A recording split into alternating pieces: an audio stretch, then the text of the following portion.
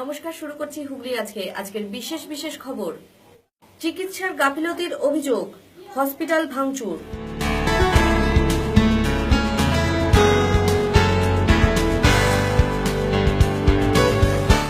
ডাকাতির ও ধর্ষণের ঘটনায় ধৃতে 7 দিনের পুলিশ হেফাজত।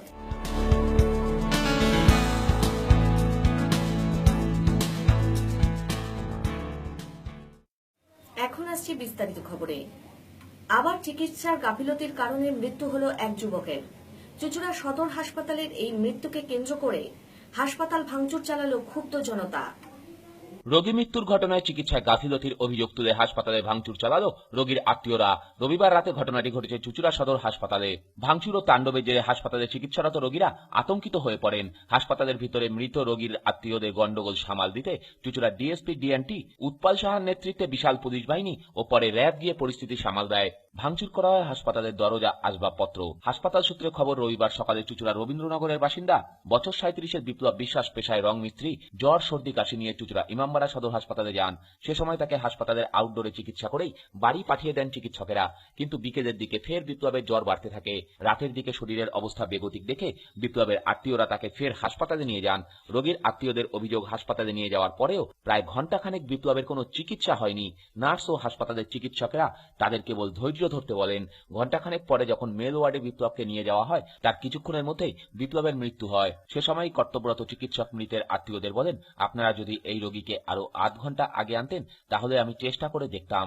হাসপাতালের চিকিৎসকের মুখে একথা শোনার পরেই ক্ষোভে ফেটে পড়েন রোগীর আত্মীয়রা। পেশেন্ট দিয়ে নাবজিয়ে এসে দেখছি ঝামেলা লেগেছে।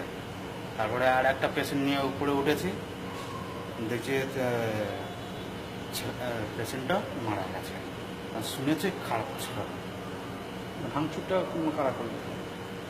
ওর মারের ভয় তো আমার পিছু তো বাঁচাতেই হবে, যার জন্য আমি সরে গেছি। আপনার সাইকেলটা ভাঙচুর হয়েছে? আমার সাইকেলটা ভেঙে গেছে, রিং তো বেঁকেই গেছে। আমি একতলা ডাক্তারকে খিস্তি কুমারি করেছে। রোগীকে হাসপাতালের বহির্বিভাগে চিকিৎসকেরা ফেলে রাখলেন। হাসপাতালের জরুরি বিভাগে চিকিৎসকেরা ফেলে রাখলেন। তার কোনো চিকিৎসাই হলো না। তারপর ওই হাসপাতালেরই চিকিৎসক বলছেন, আধ ঘন্টা আগে আনলে রোগীকে হয়তো বাঁচানো সম্ভব হতো। একথা শোনার পরে আমরা আর মাথা ঠিক রাখতে পারিনি। রবীন্দ্রনগর পশ্চিমপাড়ার এক ব্যক্তি আমাদের পাশে থাকে, আমাদের দাদা হয়, নাম বিপ্লব বিশ্বাস, রঙের কাজ করে, তার দুটো বাচ্চা আছে, তার উপর সংসারটা পুরো নির্ভরশীল। তার সামান্য জ্বর হয়, আজকে দুপুরবেলা হাসপাতালে আসে, এসে ডাক্তার ওনাকে দুটো ট্যাবলেট ছিঁড়ে দেয়।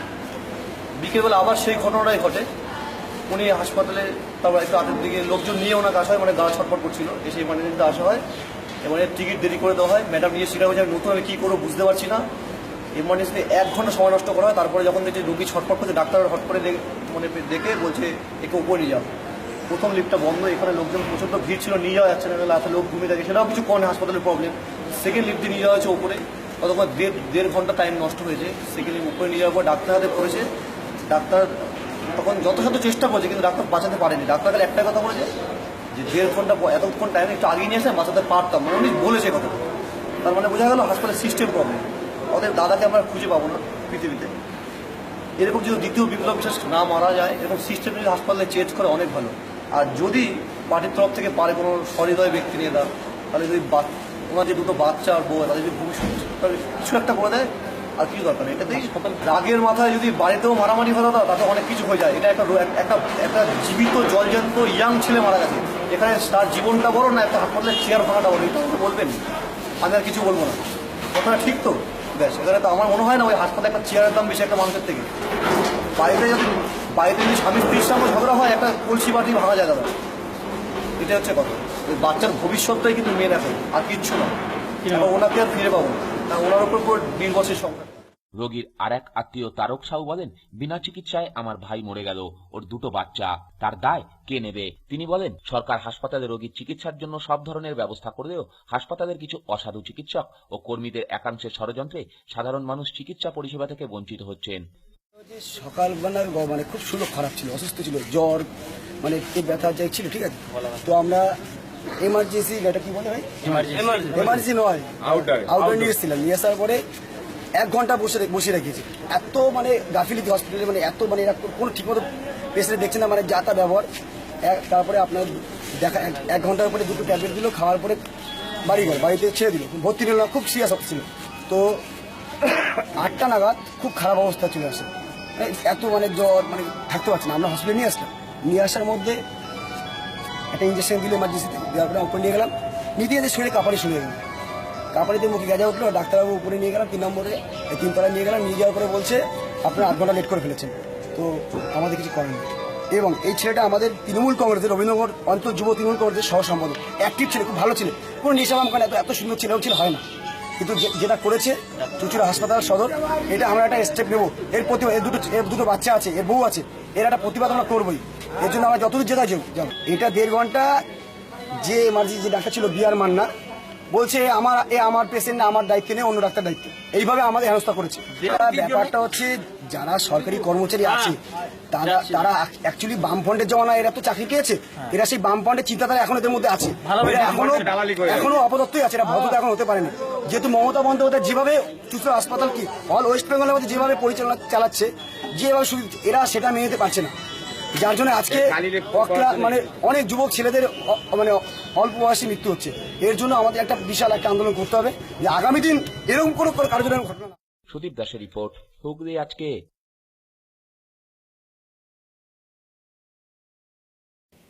নির্মল বাংলা মিশনকে সামনে রেখে হুগলি জেলা শাসক দপ্তরে সাফাই অভিযান চলল। জেলা শাসক স্বয়ং ঝাড়ু হাতে নেমে পড়লেন। উৎসাহে সকল আধিকারিকরাও নেমে পড়লেন সাফাই অভিযানে। নির্মল বাংলাকে সামনে রেখে জেলা প্রশাসনের পক্ষ থেকে 1 সপ্তাহব্যাপী সাফাই অভিযান শুরু হয়েছে। আজ যার শুভ উদ্বোধন হলো। এই শুভ উদ্বোধনের দিন খোদ জেলা শাসক সঞ্জয় বনসাল নিজেই ব্রুশ হাতে নিজের দপ্তর পরিষ্কারে সামিল হন। পাশাপাশি হুগলি জেলার এই সদর দপ্তরে যে যার দায়িত্বে থাকা দপ্তর পরিষ্কার কর্মসূচিতে সামিল হন। আগামী 7 দিন ধরে স্কুল, কলেজ, পুকুর, নালা প্রভৃতি সাফাই অভিযান চলবে এই কর্মসূচির অঙ্গ হিসাবে। আজ জেলা শাসক সঞ্জয় বনসালের পাশাপাশি অতিরিক্ত জেলা শাসকও ঝাঁটা হাতে সাফাই অভিযানে নামেন। এই কর্মসূচি প্রসঙ্গে আইএএস সঞ্জয় বনসাল বলেন, আপনারা তো জানেন আমাদের মাননীয় মুখ্যমন্ত্রী 7 দিনে 29 থেকে 2 পর্যন্ত 2 তারিখ পর্যন্ত আমাদের এই অভিযানটা চালানো হচ্ছে। আজকে সবাই অফিসে পরিষ্কার করছে, আমরা লেগে আছি, সবাইকে করতে হবে। আর চলবে, একদিনে তো সব জিনিস হয় না, 7 দিন তো ব্যাপী প্রোগ্রাম আছে আমাদের। 1 দিন 2 দিন অফিস দেওয়া আছে, একদিন আমরা স্কুল করবো, তারপরে একদিন আমাদের পন্ডগুলি রাখা আছে, যতগুলি আমাদের পুকুর টুকুর আছে সেটা পরিষ্কার করা থাকবে। একদিন স্কুল আছে, একদিন আমাদের হেলথ ইনস্টিটিউশন, যেটা সাব হেলথ সেন্টার থেকে স্টার্ট করে পুরো ডিস্ট্রিক্ট হসপিটাল পর্যন্ত সেটা রাখা আছে। একদিনে আমাদের পুরো মার্কেট এরিয়া পরিষ্কার করবো, একদিনে আমাদের হাট বাজার রাখা আছে। এরকম 7 দিনের ব্যাপী আমরা একটা প্রোগ্রাম রাখছি। 2 দিন আজকে এবং কালকে আমাদের অফিসের প্রোগ্রাম আছে। বাইরে করবে যারা কর্মীরা রয়েছে তারা বাইরে করবে, কিন্তু অফিস প্রথম 2 দিন অফিস পুরো পরিষ্কার করে না। নির্মল বাংলাকে সামনে রেখে একদম আমাদের ডিস্ট্রিক্ট ওডিএফ ডিক্লেয়ার হয়ে যাচ্ছে, আপনারা জানেন। মিনস ভেরিফিকেশন আমাদের কমপ্লিট হয়ে গেছে। এখন মাননীয় মুখ্যমন্ত্রী যেদিন উনি বলবেন সেদিন আমাদের ডিস্ট্রিক্টটা ওডিএফ ডিক্লেয়ার হবে। ব্যুরো রিপোর্ট, হুগলি আজকে। তৃণমূলের গোষ্ঠীদ্বন্দ্ব প্রকাশ্যে গোঘাট 1 নম্বর পঞ্চায়েতে। চরম গোষ্ঠীদ্বন্দ্বে পদত্যাগে বাধ্য হলেন গোঘাট 1 নম্বর বালি পঞ্চায়েত প্রধান অশোক রায়। তৃণমূলের গোষ্ঠীদ্বন্দ্বের জেরে গোঘাট 1 ব্লকের বালি পঞ্চায়েত প্রধান অশোক রায় পদত্যাগ করলেন। আর এই পদত্যাগকে কেন্দ্র করে বালি অঞ্চলের মানুষদের মধ্যে ব্যাপক ক্ষোভের সঞ্চার হয়। এলাকার মানুষ গোঘাট 1 ব্লক অফিসে গিয়ে পদত্যাগ গ্রহণ না করার দাবিতে বিক্ষোভ দেখান। আজকের এই বিক্ষোভের জেরে তৃণমূলের গোষ্ঠীদ্বন্দ্বকে প্রকাশ্যে চলে আসে। বন্যা দুর্গত এলাকায় ত্রাণ না পাওয়ার অভিযোগ তুলে আদিবাসী মহিলারা প্রধান অশোক রায়কে অপমান ও হেনস্থা করে বলে অভিযোগ। পঞ্চায়েত প্রধান অশোক রায়ের অভিযোগ, কিছু আদিবাসী মহিলাকে দিয়ে তাকে ঘেরাও করে আটকে রেখে অপমান করা হয়। গোঘাট থানায় খবর দিলে পুলিশ এসে তাকে ঘিরে রাখলেও আদিবাসী মহিলাদের সরিয়ে নিয়ে যাওয়ার কোনো চেষ্টাই করেনি বলে অভিযোগ। তাই যেখানে সম্মান নেই, নিরাপত্তা নেই, সেখানে পঞ্চায়েত প্রধানের চেয়ার আঁকড়ে ধরে অপমানের বোঝা বাড়াতে চান না অশোকবাবু। তাই বিডিওর কাছে তিনি তার পদত্যাগপত্র পাঠিয়ে দিয়েছেন। এদিকে অশোকবাবুর পদত্যাগের ঘটনার খবর জানাজানি হতেই এদিন দুপুরে বালি পঞ্চায়েতের বিভিন্ন অঞ্চলের অসংখ্য মানুষ বিডিও অফিসের সামনে বিক্ষোভ দেখান। আমরা বিগত শনিবার দিনে প্রধান সাহেবের কাছে গিয়ে জানতে পারি তিনি জবাব ইস্তফাপত্র পাঠিয়ে দিয়েছেন।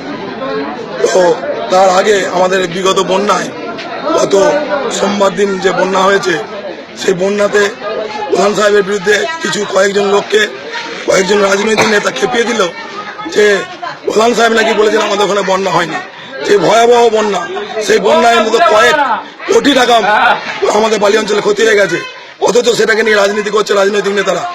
সেখানে প্রভাত অধিকারী, মৃত্যুঞ্জয় পাল, অনন্ত খাঁ এরা সব রাজনীতি করছে। এরা এলাকার কিছু গরিব মানুষকে নিয়ে গিয়ে, আদিবাসী মহিলাদের নিয়ে গিয়ে প্রধানকে ভীষণ রকম হ্যারাসমেন্ট করে, তাকে মারতে উদ্যত করে। আমাদের মেম্বার, পঞ্চায়েত সমিতির সদস্য তাকে পর্যন্ত হেনস্থা করা হয়, মহিলা মেম্বারের উপর গায়ে হাত পড়ে যায়। এই অবস্থায় বিডিও সাহেব, এমএলএ সাহেব ওনাদের সামনে প্রশাসন থাকাকালীন প্রধানকে হেনস্থা করা হচ্ছে, তার জামার কলার ধরে টানা হচ্ছে, তাকে ছেড়ে নেওয়া হচ্ছে। যখন আমরা তাকে প্রোটেকশন দিতে যাই আমাদের উপরে চড়া হয়েছে।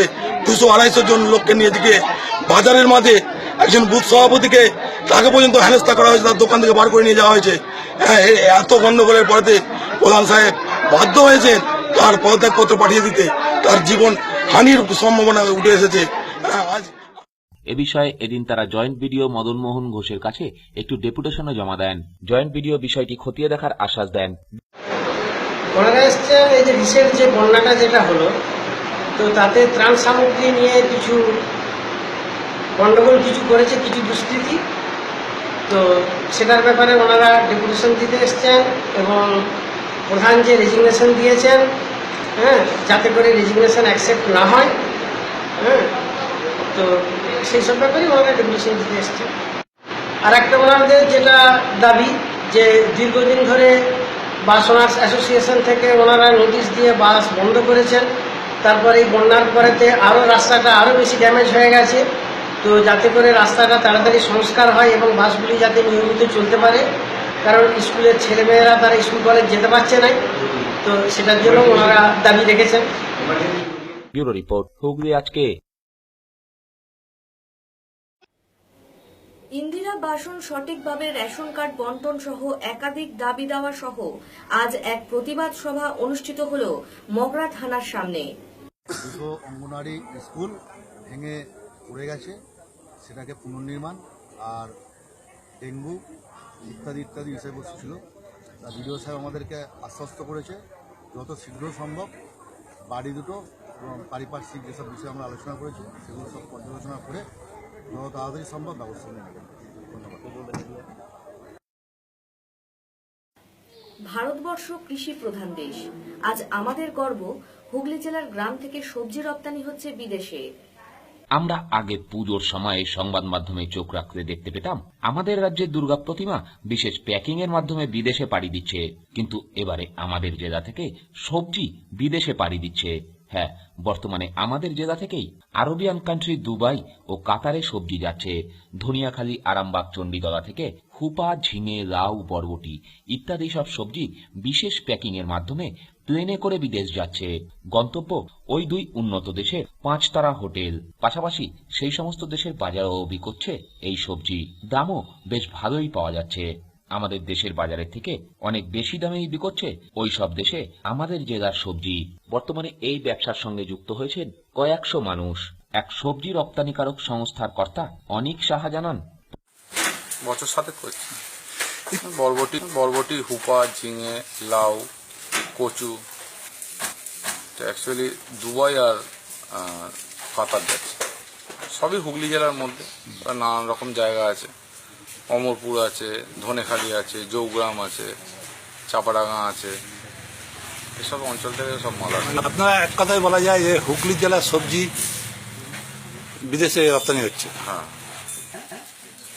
চাষির কাছ থেকে মাল কিনছি, মাল কিনে মাল ছাঁটাই হচ্ছে, যেটা ফ্রেশ মাল সেটা এক্সপোর্ট হচ্ছে, যেটা ছাট মাল সেটা এমনি কম দামে লোকালে বিক্রি হয়ে যাচ্ছে। হ্যাঁ, পুরোটাই বাঁচে। এক নম্বর মালটা ধরুন আজকের দাম ধরুন 200 টাকা, ঠিক আছে। যদি আমরা ধরুন কালকে যদি মাল না কিনি, সেইটাই মোটামুটি 100 টাকায় বাজার নিয়ে আসবে। এই এক্সপোর্ট গুলো কি করে হয়, মানে কিভাবে যায়, মানে বিদেশে কিভাবে যায়? প্লেনের মাধ্যমে? প্লেনের মাধ্যমে। প্রতিদিন দমদম এয়ারপোর্টে তাহলে প্রতিদিন দমদম এয়ারপোর্টে সবজি নিয়ে যেতে হয়। প্রবীর বসু রিপোর্ট, হুগলি আজকে। এখন নিয়ে নিচ্ছে একটা ছোট্ট বিরতি। বিরতির পর থাকছে ডাকাতির ও ধর্ষণের ঘটনায় ধৃতের 7 দিনের পুলিশ হেফাজত।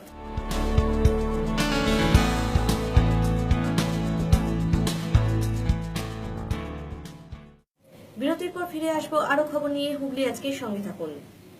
বিরতির পর ফিরে এলাম খবরে। উত্তরপাড়ার বিশম্বর লেনে ডাকাতির ও বৃদ্ধকে ধর্ষণের ঘটনায় ধৃত আকাশ দাসকে 7 দিনের পুলিশ হেফাজতের নির্দেশ দিল শ্রীরামপুর আদালত। কোন্নগরে ডাকাতি ও বৃদ্ধাকে গণধর্ষণের অভিযোগে নতুন করে পুলিশ আর কোনো দুষ্কৃতীকে গ্রেপ্তার করতে পারেনি। তবে তদন্তের পরে পুলিশের কাছে বেশ কিছু তথ্য উঠে এসেছে। সেই তথ্য ধরেই পুলিশ তদন্ত শুরু করেছে। তবে রবিবার রাতে ধৃত ডাকাতি ও গণধর্ষণের ঘটনায় অন্যতম অভিযুক্ত আকাশ দাসকে এদিন শ্রীরামপুর আদালতে তোলা হলে বিচারক অভিযুক্তকে 7 দিনের পুলিশ হেফাজতের নির্দেশ দেন। পুলিশ সূত্রে জানা গিয়েছে, ঘটনার দিন ওই অভিযুক্তকে গ্রেপ্তার করে পুলিশ, কিন্তু দুষ্কৃতী নেশার ঘরে থাকায় তাকে পুলিশ খুব বেশি জিজ্ঞাসাবাদ করতে পারেনি। সে কারণেই ডাকাতি সহ বৃদ্ধার সঙ্গে আর কি করা হয়েছে সে বিষয়ে জেরা করে বাকিদের গ্রেপ্তার করার জন্যই পুলিশ হেফাজতের আবেদন করে আদালতের কাছে। ঘটনার গুরুত্ব বিবেচনা করে আদালত এদিন ধৃতের পুলিশ হেফাজতের নির্দেশ দেয়। কত বয়স্ক একজন মহিলার উপর অত্যাচার করলে কেন? কে করেছিল? মহিলার উপর অত্যাচার কে করেছিল? পাহারা দিচ্ছিলে? না, দিন করেছিলাম ওখানে। ওদের সঙ্গে ছিলে তো? ব্যুরো রিপোর্ট, হুগলি আজকে। সপ্তগ্রাম বিধানসভার বিধায়ক তথা কৃষি বিপণন মন্ত্রীর তৎপরতায় বেশ কিছু সিসিটিভি বসানো হলো বাঁশবেড়িয়া পৌরসভার কয়েকটি এলাকায়। হুগলি জেলার বাঁশবেড়িয়া পুরসভার বিভিন্ন এলাকায় স্থানীয় বিধায়ক তথা রাজ্যের মন্ত্রী তপন দাশগুপ্তর এলাকা উন্নয়ন তহবিলের অর্থানুকূল্যে 2,10,000 টাকা ব্যয়ে বিভিন্ন জায়গায় সিসিটিভি বসানোর কাজ শুরু হলো গতকাল থেকে। সমগ্র বাঁশবেড়িয়া শহরের মোট 6টি জায়গায় এই ক্যামেরা বসবে। জায়গাগুলি হলো ত্রিবেণী কালীতলা বাজার, ত্রিবেণী স্টেশন রোড, ত্রিবেণী শ্মশান ঘাট, বাঁশবেড়ি স্টেশন রোড ও হংসেশ্বরী মন্দির। প্রথম দিন ত্রিবেণী ঘাটে ক্যামেরা বসানোর কাজ শুরু হলো। উপস্থিত ছিলেন সিআইসি অমিত ঘোষ, স্থানীয় কাউন্সিলর শুভময় ব্যানার্জি সহ আরো অনেকে। ক্যামেরা বসানোতে খুশি এলাকার মানুষ। ঘাটে এদিন মোট 4টি ক্যামেরা বসানো হয়। এ বিষয়ে বাঁশবেড়িয়া পুরসভার সিআইসি অমিত ঘোষ বলেন, পশ্চিমবঙ্গ সরকারের মাননীয় কৃষি বিপণন মন্ত্রী এবং আমাদের শ্রদ্ধেয় বিধায়ক শ্রী তপন দাশগুপ্ত তার বিধায়ক তহবিল থেকে 2,10,000 টাকা অনুমোদন দিয়েছেন বাঁশবেড়িয়া পৌরাঞ্চলের বিভিন্ন গুরুত্বপূর্ণ জায়গায়, যেমন ত্রিবেণী বান্নিংঘাট, ত্রিবেণী বাজার, ত্রিবেণী স্টেশন বাজার, সুপার মার্কেট, কালীতলা এবং হংসেশ্বরী মন্দির।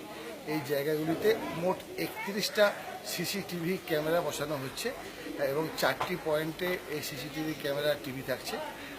আমরা বাঁশবেড়িয়া পৌরাঞ্চলে বাজার এবং এই দর্শনীয় স্থানগুলোর মানুষকে নিরাপত্তা দেওয়ার জন্যে এবং ব্যবসায়ীদের নিরাপত্তা দেওয়ার জন্যে সঙ্গে সঙ্গে এলাকার ক্রাইম যাতে না হয় সেদিকে লক্ষ্য রাখতে দুর্গাপুজোর আগে বাঁশবেড়িয়া পৌরাঞ্চলের মানুষকে মাননীয় বিধায়ক এই আশাবাদী অবশ্যই এই সিসিটিভি ক্যামেরার নজরদারি থাকলে এলাকায় চুরি ডাকাতির পাশাপাশি ক্রাইমও কমবে। অবশ্যই মগরা থানার সঙ্গে বিধায়ক কথা বলেছেন, মগরা থানা এগুলো অপারেট। রাজেশ দেবনাথের রিপোর্ট, হুগলি আজকে।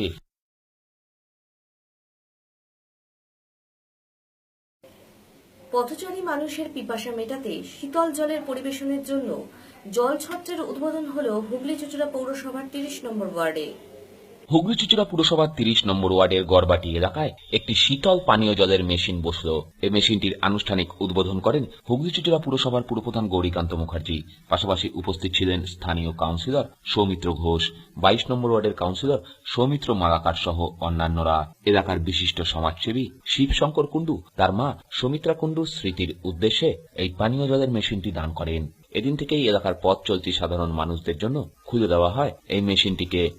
চুঁচুড়া পৌরসভার 30 নম্বর ওয়ার্ডের এক অন্যতম সমাজসেবী শ্রী শিবশঙ্কর কুণ্ডু তার স্বর্গীয়া মাতা শ্রী সুমিত্রা কুণ্ডুর আত্মার শান্তি কামনার্থে একটি ঠান্ডা জলের মেশিন অ্যাকোয়াগার্ড সমেত দান করলেন সাধারণ মানুষের জন্য।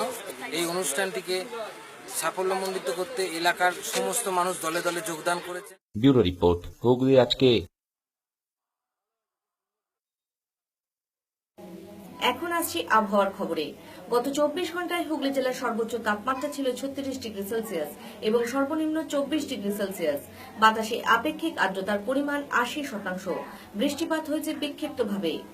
শেষ করার আগে খবরের বিশেষ অংশ আরও একবার। চিকিৎসার গাফিলতির অভিযোগ, হসপিটাল ভাঙচুর।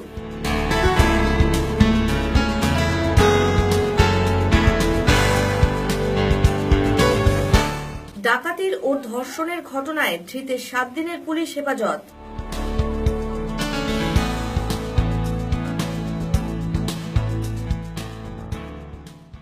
এখনকার মতো হুগলি আজকে এই পর্যন্তই। প্রতিদিন রাত 8টায় দেখুন হুগলি আজকে ইন এএমবিসি চ্যানেলে। নমস্কার।